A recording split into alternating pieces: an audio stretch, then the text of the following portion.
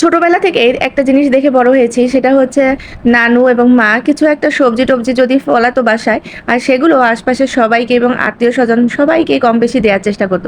তো সেদিন মম-আপা আমার কাছে বলল যে, "ভাবি, আমার কাছে একটু মাছ আছে, আপনি যদি আপনার বাগানের পুঁইশাকটা দিতেন।" এর আগেও সে আমার কাছ থেকে বেশ কয়েকবার নিয়ে খেয়েছে। তো বলছিল যে, "আপনার বাগানের পুঁইশাকটা অন্যরকম। মানে আমরা তো কোনো সার-টার দেই না, তো এটার স্বাদটাই অন্যরকম।" তো আমি মম-আপাকে বললাম, "তাহলে আর দেরি কেন? গাছে যেহেতু অনেক পুঁইশাক আছে, তুমি নিয়ে যাও। পাশাপাশি দেখি ছাদ থেকে আর কি সবজি আমাদের উঠানো যায়।" আমার এমনিতেই অসুস্থতা ছিল ওই সময়। তারপরেও আমি মানে ছাদে একা তো আসতাম না। তো ওকে সাথে নিয়েই আবার আসলাম এবং এসে কিছু সবজি কালেক্ট করলাম। তো ওর আবার হয় কি যে ছাদের একবারে কর্নারে যেতে একটু ভয় লাগে।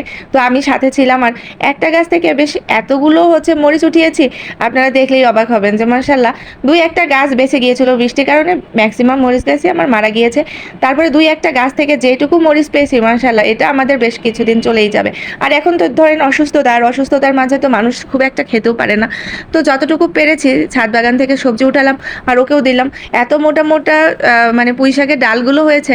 তো মামা-আপা দেখে হাসতেছিল আর বলতেছিল যে, "ভাবি, এরপরে আপনাদেরকে আমি কিছু বিক্রি করে দিব।" তো আমি হাসলাম আর বললাম, "আমরা বিক্রি করব না। আর পারলে তাকে সবাইকে এও দিয়ে দিও। বললাম যে, ছোটবেলা থেকে দেখে এসেছি মা কখনো গাছের জিনিস বিক্রি করত না। সবাইকে দিয়ে দিত। বলত যে, এটা একটা বরকত।